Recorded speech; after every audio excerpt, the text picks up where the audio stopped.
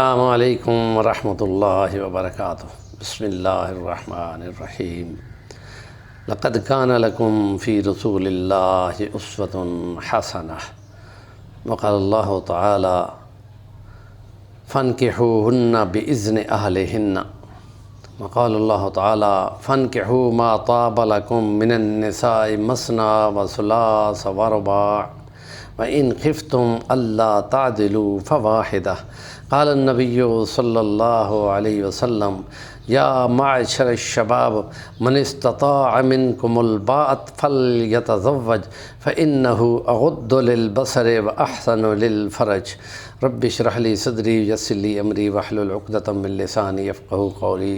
سیرت نبوی صلی اللہ علیہ وسلم انسانیت کے لیے معیار اور نمونہ، اور تمام انسانیت کے لیے خدا کا کلام، اس کی تشریح، اس کی حکمت و دانائی اور اس کے مطابق بندوں کے نفوذ کا تزکیہ پیغمبر خدا کے ذمہ تھا۔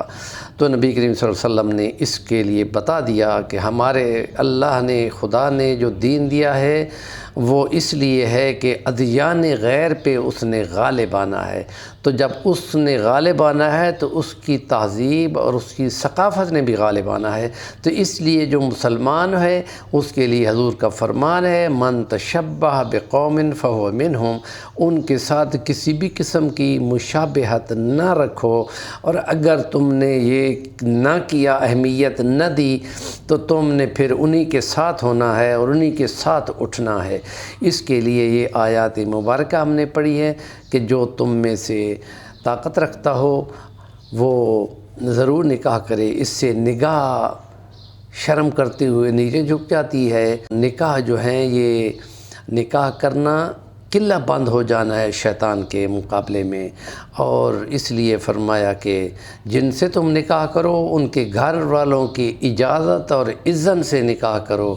اور کتنے نکاح کرنے ہیں اس کے بارے میں شریعت اسلام یہ کہتی ہے کہ ان کے ساتھ تم نکاح ایک کے ساتھ، دو کے ساتھ، تین کے ساتھ یا چار کے ساتھ، اور اگر تم ان میں انصاف نہ کر سکو تو پھر ایک ہی کا حکم ہے۔ اس لیے شریعت نے یہاں انصاف کا حکم لگا دیا ہے کہ کسی کے ساتھ انصاف نہ ہو۔ حضور کی تشریح میں اس پہ سخت وارننگ دے دی گئی ہے کہ اس حکم کو سامنے رکھ کر اگر تم نے نکاح تو کر لیے، انصاف نہ کیا، تو پھر آگے انصاف جو تمہیں ہوگا وہ تمہیں اندازہ ہی نہیں ہے۔ آدھا دھڑ تمہارا فالج زدہ ہوگا اور محشر کے میدان میں تم گھسیٹتے ہوئے اپنے آپ کو لاؤ گے۔ اس سے بہت بہتر ہے کہ بندہ ایک ہی نکاح کرے۔ اس لیے ہارون رشید نے علامہ ابو حنیفہ سے پوچھا تھا کہ میں نے شادی کرنی ہے، دوسری شادی کرنی ہے۔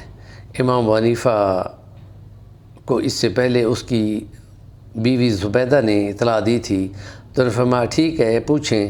تو انہوں نے کہا کہ اجازت تو خدا نے دی ہے، لیکن یہ ضرور کہا ہے کہ انصاف نہ کر سکو تو پھر اجازت بھی نہیں ہے، کیونکہ یہاں پہ سخت وارننگ ہے انصاف۔ لیکن اگر تم یہ نہ کر سکو کہ کچھ کو تو اپنے آنکھوں پہ بٹھاؤ اور کچھ کو تم پچھواڑے میں کہیں پھینک دو کسی بھوسے والے کمرے میں، تو وہاں پہ یہ ہے کہ بڑی سخت وارننگ ہے، اور یہ حقوق کے اختلاف کے لیے نہیں ہے۔ معاشرت کو سیدھا رکھنے کے لیے ہی تو خدا نے کہا ہے کہ چار چار شادیاں کرو، اور مردوں کے لیے یہ اس لیے ہے کہ معاشرت کو سیدھا کر کے چلایا جا سکے۔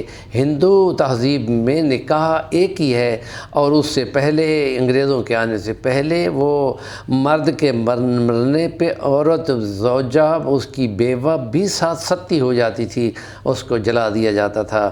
یہ انسانیت کی بڑی توہین تھی، اور اس کے لیے شریعت نے آ کر یہ کہا کہ پھر وہ ایک خاص ٹائم میں 4 ماہ 10 دن کے بعد، عدت گزارنے کے بعد اپنی مرضی سے وہ نکاح کرے گی، کسی کے پریشر پہ بھی نہیں کرے گی۔ اور یہ معاشرت سکھا دی گئی ہے خدا کی شریعت نے۔ تو اس لیے جو آج کل نوجوان اپنی مرضی سے نکاح کرتے ہیں اس کے لیے قرآن کی تصریح ہے کہ وہ ان کے گھر والوں کی اجازت سے نکاح کریں گے، اور اپنے حدیث میں ہے کہ اپنے کف میں کریں گے۔ ہندو مت میں دوسری شادی کا تصور ہی نہیں ہے، بس جو خدا نے جوڑ دیا ہے بس یہ قائم رہے گا۔ اور باقی مذاہب میں بھی اسی طرح کی تعلیمات ہیں۔ یہاں پر صرف یہ ہے کہ اگر تم نکاح کے بعد اس میں کوئی برائی دیکھو تو اس کو سرزنش کرو، اس کو مارو، اور اگر پھر بھی وہ نہ رہتی ہو تو پھر اس کو باقاعدہ چھوڑ سکتے ہو۔ لیکن یہ ہے کہ اس کو سیدھا بندوق دے کے ماتھے میں سر میں مارنا، یہ شریعت اس کی اجازت نہیں دیتی، کیونکہ عورت کے ساتھ اس کا نکاح ہے اور یہ گویا معاہدہ ہے۔ اس معاہدے کو ختم کر دو۔